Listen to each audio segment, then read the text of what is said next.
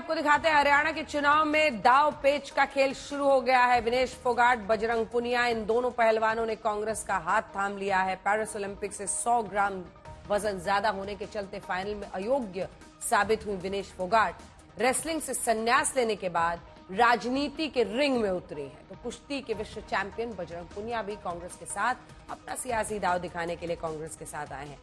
जैसे ही दोनों पहलवानों ने कांग्रेस का हाथ थामा, बीजेपी ने निशाना साधा। विनेश फोगाट कह रही हैं बीजेपी आईटी सेल ने उनके खेल पर ही सवाल उठाए। बजरंग पुनिया कह रहे हैं जब पेरिस ओलंपिक के फाइनल में विनेश अयोग्य साबित हुई उस वक्त पूरा देश दुखी था। बीजेपी आईटी सेल जश्न मना रहे हैं। स्पेशल रिपोर्ट देखिए।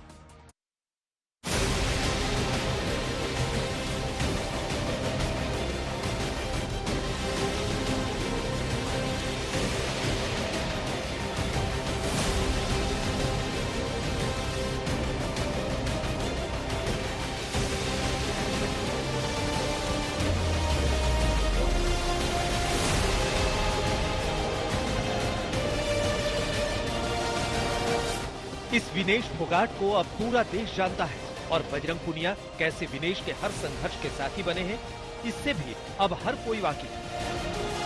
और आज हरियाणा के इन दोनों पहलवानों ने कांग्रेस का हाथ थाम लिया है। जी हां, रेसलिंग रिंग में दांव पेच दिखाने के बाद अब ये दोनों पहलवान सियासत के दंगल में उतरे। We are very proud that I am again telling these big stalwarts of Indian sports history. They know that which party has to trust through their experience. They completely know about that. Vinesh और बजरंग पुनिया ने कांग्रेस का हाथ क्यों थामा? क्यों Olympic से लौटते ही विनेश ने राजनीति में आने का फैसला किया? क्या विनेश और बजरंग पुनिया पहले से ही पॉलिटिक्स कर रहे थे? क्या ये महिला पहलवानों की लड़ाई राजनीति में रहकर लड़ना चाहते हैं? क्या महिला पहलवानों का आंदोलन ही राजनीति से प्रेरित था? आज इन तमाम सवालों का एक एक जवाब खुद विनेश फोगाट और बजरंग पुनिया ने कांग्रेस ज्वाइन करने के बाद दिया है। विनेश फोगाट और बजरंग पुनिया ने बताया है कि क्यों उन्हें राजनीति में आने की जरूरत पड़ गई। विनेश फोगाट ने इस बार पेरिस ओलंपिक में पूरे देश का दिल जीत लिया था। विनेश फोगाट पेरिस ओलंपिक में कुश्ती के फाइनल मुकाबले तक पहुंच गई थी, लेकिन फाइनल मैच से ऐन पहले उनका वजन 100 ग्राम ज्यादा निकल गया और विनेश को अयोग्य करार दिया गया।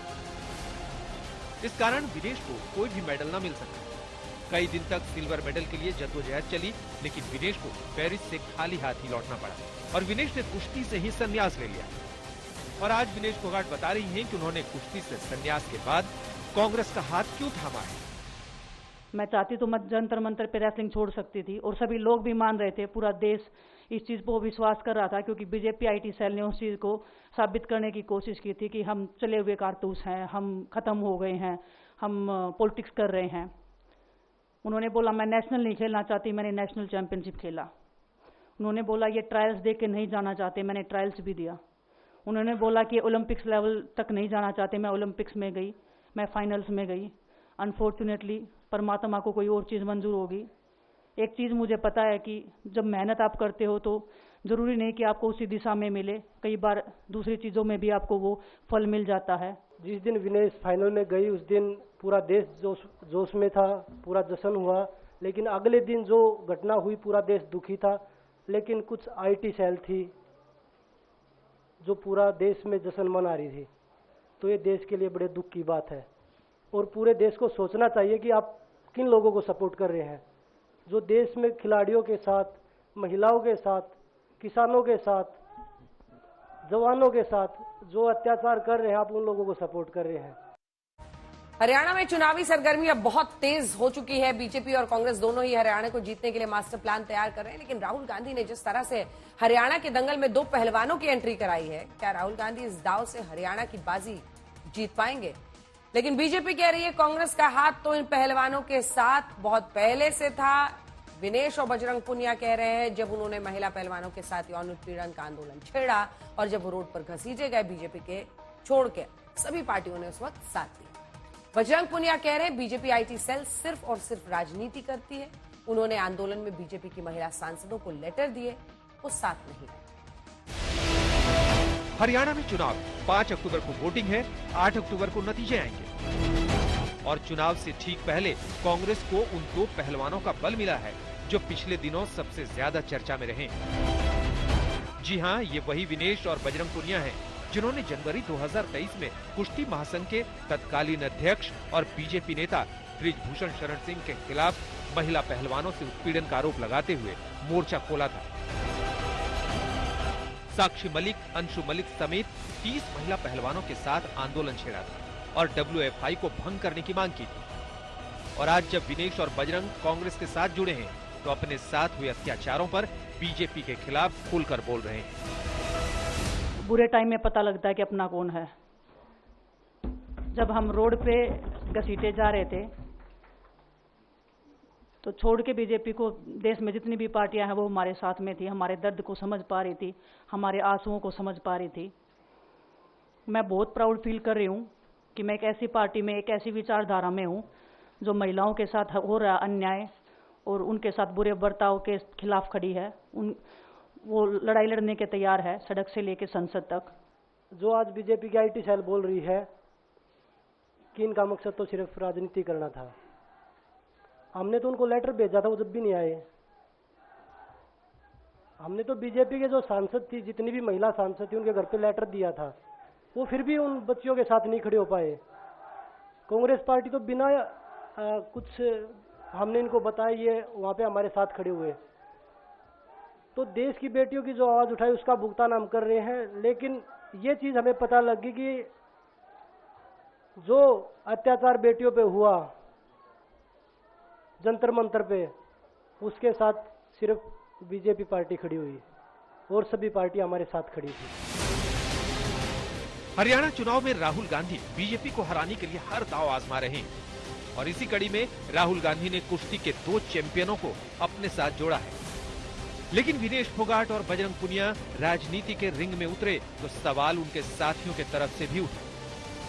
वो साथी जिनके साथ विनेश और बजरंग ने महिला पहलवानों के साथ हुए यौन उत्पीड़न का आंदोलन छेड़ा था। ये उनका व्यक्तिगत फैसला है, पर्सनल चॉइस है उनकी कि वो पार्टी में जाना चाहते हैं।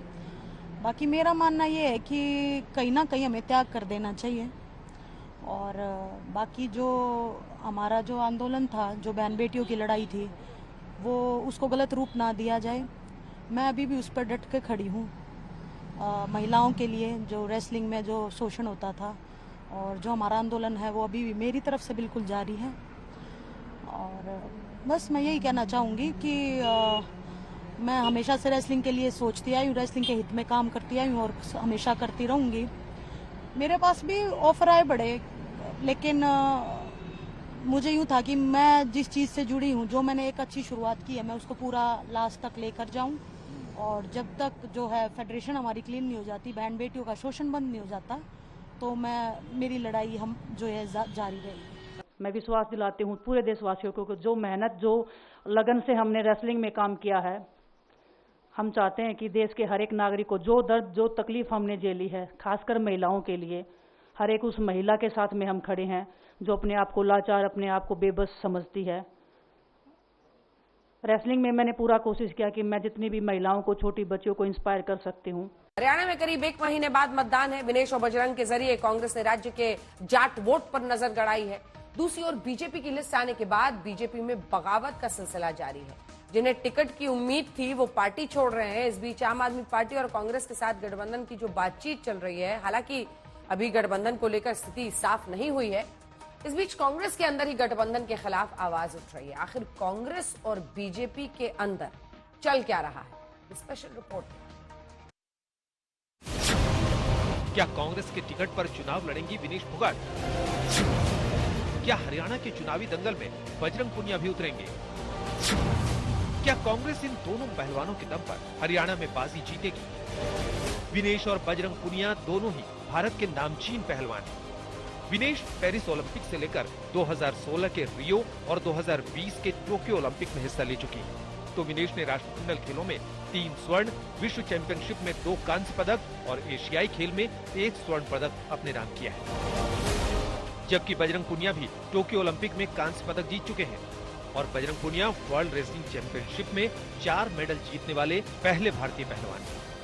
लेकिन अब राजनीति में इन दोनों पहलवानों ने एंट्री की है तो दोनों पर राजनीति भी तगड़ी शुरू हो गई। देखिए, कांग्रेस पहले दिन से ही इनकी बैक पे थी और इनके उकसाने से ही वो आंदोलन चल रहा था, नहीं तो उसका बहुत जल्दी फैसला भी हो जाता। जब वो बेटी सड़क पे घसीटी जा रही थी, दिल्ली पुलिस उसे घसीट रही थी जो केंद्र सरकार का दिन थी, तब भी बर्बरता के खिलाफ आवाज उठाई, व्यभिचार के खिलाफ आवाज उठाई उस बेटी को। और किस बेटी को? जो फाइनल राउंड तक पहुंची। अरे वाह प्रधानमंत्री जी, बड़े विश्व गुरु बनते हो, पर उस बेटी को जायज हक भी नहीं दिला पाए। अरे जब वो फाइनल तक पहुंच गई तो सिल्वर तो उसे दिला देना चाहिए था। लगता है बीजेपी तब भी उस बेटी के खिलाफ थी, अब भी खिलाफ है। आओ, हरियाणा की जनता इंतजार कर रही तुम्हारा।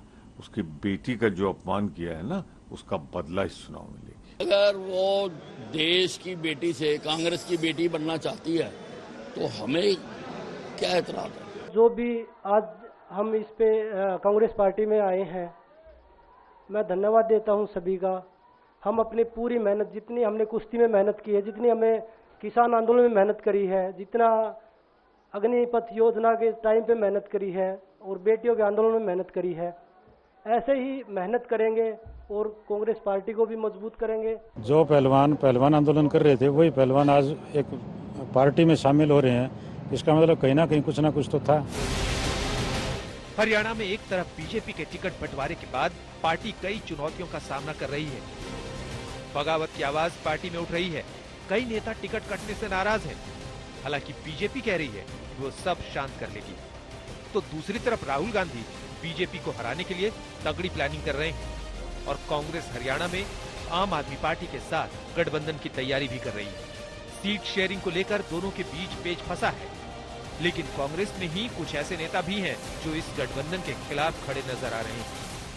दो पहलू हैं। रणदीप को या किसी और नेता को हो सकता है लगता है कि हमें जरूरत नहीं, हम खुद लड़ सकते हैं और हम खुद कामयाब हो सकते हैं, हम लड़ते भी अकेले आए हैं। एक, मैं आपको अब दूसरा हैट महासचिव का पहनकर ये कहना चाहता हूं, दिल्ली केंद्रीय नेतृत्व का एक और नजरिया है। पूरे देश के अंदर एक समुचित मापदंड बनाने का, जहां हर साथी को अकोमोडेट किया जा सके, आपको जरूरत हो या ना हो। तो मुझे लगता है इन दोनों का बैलेंस कहीं बनाना पड़ेगा। वो कांग्रेस पार्टी जिसने लगभग एक महीना ये ढिंढोरा पीटा कि हमारे पास 2800 लोगों ने आवेदन दिए हैं, आज वो आम आदमी पार्टी से समझौता करने के लिए गिड़गिड़ा रही है। उनके पास जा करके कि आइए, हमारे पास कैंडिडेट नहीं है, हमारे साथ समझौता करिए। आज वही पार्टी समाजवादी पार्टी के पास जा रही है कि आप भी आइए, हमारी पार्टी के पास कैंडिडेट नहीं है। तो इस प्रकार की स्थिति मैं समझता हूं कि कांग्रेस पार्टी ने अपनी हार मान ली। हरियाणा में जिस तरह से दांवपेच का खेल चल रहा है, उससे चुनावी दंगल और भी दिलचस्प होता नजर आ रहा है। लेकिन बाजी किसके हाथ लगती है? बीजेपी और कांग्रेस में कौन हरियाणा का चैंपियन बनता है, ये 8 अक्टूबर को नतीजे आते ही क्लियर हो जाएगा। दिल्ली से मौसमी सिंह के साथ आज तक ब्यूरो।